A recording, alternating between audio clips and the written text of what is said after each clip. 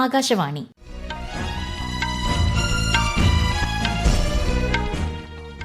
നമസ്കാരം.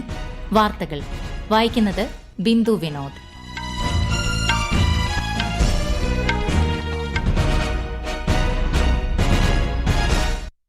പ്രധാന വാർത്തകൾ.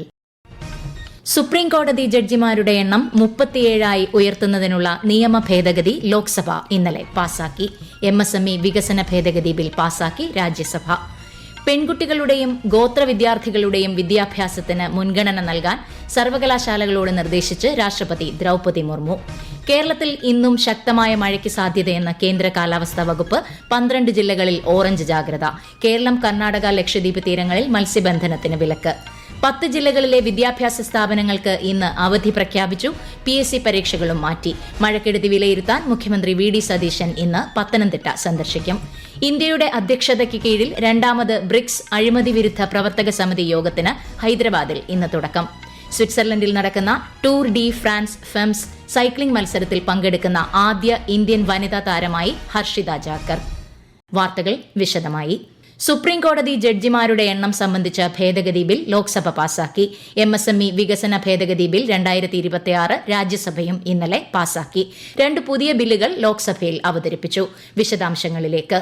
സുപ്രീം കോടതിയിൽ ചീഫ് ജസ്റ്റിസ് ഒഴികെ ജഡ്ജിമാരുടെ എണ്ണം നിലവിലുള്ള 33 നിന്ന് 37 ഉയർത്തുന്നത് ലക്ഷ്യമിട്ടുള്ള ബിൽ കേന്ദ്രമന്ത്രി അർജുൻ റാം മേഘ്വാളാണ് ലോക്സഭയിൽ അവതരിപ്പിച്ചത്. ചെറുകിട വ്യവസായ മേഖലയിലെ പണമടയ്ക്കൽ വൈകുന്ന പ്രശ്നങ്ങൾ പരിഹരിക്കുന്നതിനും തർക്കപരിഹാരം ലളിതമാക്കുന്നതിനുമുള്ള MSME വികസന ഭേദഗതി ബിൽ 2026 രാജ്യസഭ പാസാക്കി. ഇതിനു പുറമെ 2 പ്രധാന ബില്ലുകളായ Indian statistical institute bill 2026 bankers books evidence bill 2026 ഇന്നലെ ലോക്സഭയിൽ അവതരിപ്പിച്ചു. ഇന്നലെ നടപടികൾ ആരംഭിച്ചയുടൻ ഗ്ലാസ്ഗോയിലെ കോമൺവെൽത്ത് ഗെയിംസിൽ മിന്നും പ്രകടനം കാഴ്ചവെച്ച ഇന്ത്യൻ കായിക താരങ്ങൾക്ക് സ്പീക്കർ ഓം ബിർള അഭിനന്ദനം അറിയിച്ചു. എന്നാൽ നീറ്റ് പരീക്ഷയുമായി ബന്ധപ്പെട്ട് പ്രതിപക്ഷം ബഹളം വെച്ചതോടെ ഇരുസഭകളും ഒന്നിലധികം തവണ തടസ്സപ്പെട്ടു. News desk Akashvani. പാർലമെന്റിൽ പ്രധാനപ്പെട്ട ബില്ലുകൾ സംബന്ധിച്ച ചർച്ചകളിൽ പ്രതിപക്ഷം പങ്കെടുക്കുന്നില്ലെന്ന് കേന്ദ്ര പാർലമെന്ററി കാര്യമന്ത്രി കിരൺ റിജിജു. സഭയിൽ സംസാരിക്കാൻ അനുവദിക്കുന്നില്ലെന്ന് അവകാശപ്പെടുന്ന പ്രതിപക്ഷ അംഗങ്ങൾ അവസരം ലഭിക്കുമ്പോൾ സംസാരിക്കാൻ തയ്യാറാകുന്നില്ലെന്നും ശ്രീ റിജിജു ആരോപിച്ചു. लोकसभा में सुप्रीम कोर्ट में जजेस को संख्या बढ़ाने के लिए और राज्यसभा में MSME का बिल पास. विपक्ष में कोई भी ऐसा नहीं बचा जो हिस्सा लेना चाहते थे. इतना इम्पोर्टेंट बिल्स आया है, वो हिस्सा नहीं ले रहे. बाहर जाके कहते हैं कि बोलने के लिए मौका नहीं मिलता है. പ്രധാനമന്ത്രി നരേന്ദ്രമോദിയുടെ വീഡിയോ ഫേസ്ബുക്കിൽ നിന്ന് നീക്കം ചെയ്ത സംഭവത്തിൽ മെറ്റ ഇന്ത്യ ഉദ്യോഗസ്ഥരുമായി പാർലമെന്ററി സമിതി ന്യൂഡൽഹിയിൽ കൂടിക്കാഴ്ച നടത്തി.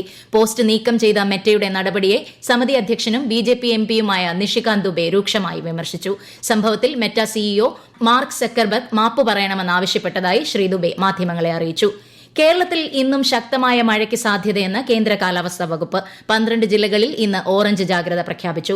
മോശം കാലാവസ്ഥ കണക്കിലെടുത്ത് കേരളം, കർണാടക, ലക്ഷദ്വീപ് തീരങ്ങളിൽ ഇന്ന് മത്സ്യബന്ധനത്തിന് വിലക്കേർപ്പെടുത്തി. കൂടുതൽ വിവരങ്ങളുമായി ആകാശവാണി ലേഖകൻ സ്മിതി M പള്ളുരുത്തി. കൊല്ലം, തിരുവനന്തപുരം ഒഴികെയുള്ള എല്ലാ ജില്ലകളിലും ഓറഞ്ച് ജാഗ്രതയാണ് നിലവിലുള്ളത്. തിരുവനന്തപുരം, കൊല്ലം ജില്ലകളിൽ മഞ്ഞ ജാഗ്രതയുമുണ്ട്. സംസ്ഥാനത്ത് 353 ദുരിതാശ്വാസ ക്യാമ്പുകളിലായി 13,496 പേരാണ് ഉള്ളത്. സംസ്ഥാനത്തൊട്ടാകെ 56 വീടുകൾ പൂർണ്ണമായി തകർന്നിട്ടുണ്ട്. 499 വീടുകൾ ഭാഗികമായി തകർന്നു. 16 മരണം റിപ്പോർട്ട് ചെയ്തിട്ടുണ്ട്. 5 പേരെ കാണാതായിട്ടുമുണ്ട്. അതിനിടെ ബുധനാഴ്ച മുതൽ സംസ്ഥാനത്ത് മഴയുടെ ശക്തി കുറയും എന്നാണ് കാലാവസ്ഥാ വകുപ്പ് അറിയിച്ചിട്ടുള്ളത്. കനത്ത മഴയും കാറ്റും തുടരുന്ന സാഹചര്യത്തിൽ ഇന്ന് 10 ജില്ലകളിലെ വിദ്യാഭ്യാസ സ്ഥാപനങ്ങൾക്ക് അവധി പ്രഖ്യാപിച്ചു.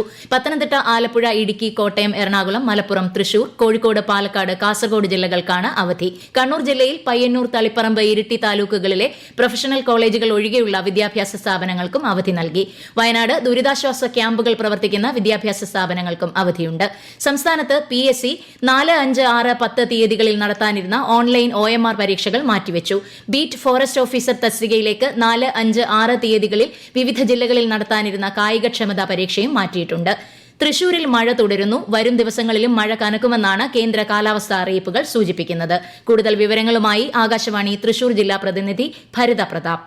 ഇന്നലെ പകൽ സമയം മഴയ്ക്ക് ചെറിയ ആശ്വാസമുണ്ടായെങ്കിലും രാത്രിയോടെ വീണ്ടും മഴ ശക്തമാവുകയാണുണ്ടായത്. കരുവന്നൂർ ചാലക്കുടി പുഴയിലെ ജലനിരപ്പുകൾ ക്രമാതീതമായി ഉയരുന്നുണ്ട്. ഇല്ലിക്കൽ റെഗുലേറ്ററിന്റെ ഷട്ടറുകൾ ഉയർത്തിയതോടെ ജനങ്ങൾക്ക് ജാഗ്രതാ നിർദ്ദേശവും നൽകി കഴിഞ്ഞു. നഗരത്തിലെ പലയിടത്തും ഗ്രാമപ്രദേശങ്ങളിലും രൂക്ഷമായ വെള്ളക്കെട്ടും ഗതാഗത തടസ്സവും ഇപ്പോഴും അനുഭവപ്പെടുന്നുണ്ട്. പത്തനംതിട്ട ജില്ലയിൽ മഴക്കെടുതി നേരിടുന്ന പ്രദേശങ്ങളിൽ മുഖ്യമന്ത്രി വി ഡി സതീശൻ ഇന്ന് സന്ദർശനം നടത്തും. ഉച്ചയ്ക്ക് ആറന്മുളയിലെത്തുന്ന മുഖ്യമന്ത്രി റാന്നി ഉൾപ്പെടെയുള്ള മേഖലകൾ സന്ദർശിക്കും.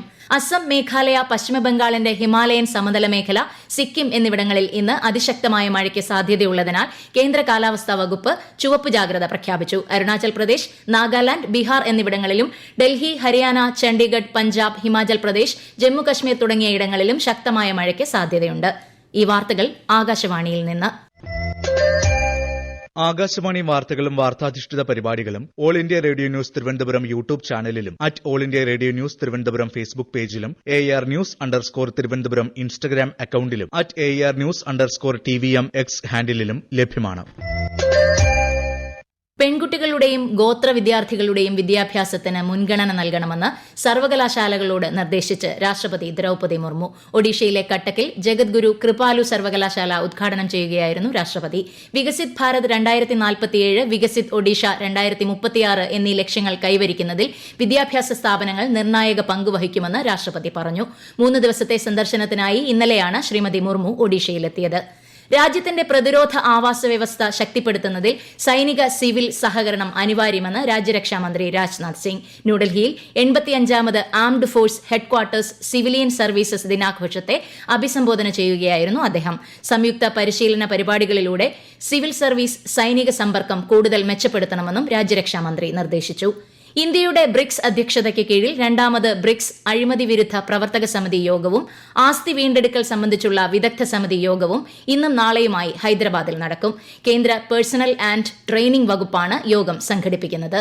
അനധികൃത സ്വത്ത് വീണ്ടെടുക്കുന്നതിനുള്ള അന്താരാഷ്ട്ര സഹകരണം ശക്തിപ്പെടുത്തൽ, അതിർത്തി കടന്നുള്ള അഴിമതി തടയൽ, ഭരണനിർവഹണത്തിൽ സുതാര്യതയും ഉത്തരവാദിത്തവും വർദ്ധിപ്പിക്കൽ എന്നിവയാണ് പ്രധാന ചർച്ചാ വിഷയങ്ങൾ. വിദേശകാര്യമന്ത്രി എസ് ജയശങ്കർ ഉസ്ബെക്കിസ്ഥാൻ വിദേശകാര്യമന്ത്രി ബക്തിയാൻ സൈദോവുമായി ന്യൂഡൽഹിയിൽ കൂടിക്കാഴ്ച നടത്തി. ഇന്ത്യ ഉസ്ബെക്കിസ്ഥാൻ ഉഭയകക്ഷി ബന്ധം വ്യാപാരം, നിക്ഷേപം, കണക്ടിവിറ്റി, സാംസ്കാരിക സഹകരണം തുടങ്ങിയ മേഖലകളിലേക്ക് വ്യാപിച്ചതായി ശ്രീ ജയശങ്കർ പറഞ്ഞു. രാഷ്ട്രപതി ദ്രൌപദി മുർമുവിനെയും ഉസ്ബെക്കിസ്ഥാൻ വിദേശകാര്യമന്ത്രി സന്ദർശിച്ചു. നിയമസഭാ ഉപതെരഞ്ഞെടുപ്പുകളിലെ ജനവിധി അംഗീകരിക്കുന്നതായി BJP ദേശീയ അധ്യക്ഷൻ നിതിൻ നബീൻ. ബീഹാറിൽ BJPയുടെ ശക്തി കേന്ദ്രമായ ബങ്കിപ്പൂർ മണ്ഡലത്തിലും മധ്യപ്രദേശിലെ ദതിയയിലും പരാജയപ്പെട്ടതിനെക്കുറിച്ച് പാർട്ടി വിശദമായ അവലോകനം നടത്തുമെന്ന് അദ്ദേഹം അറിയിച്ചു.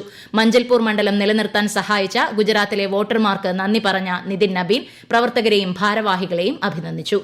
സ്വിറ്റ്സർലൻഡിൽ നടക്കുന്ന tour D France Femmes cycling പോരാട്ടത്തിൽ പങ്കെടുക്കുന്ന ആദ്യ ഇന്ത്യൻ വനിതയായി ഹർഷിത ജാക്കർ.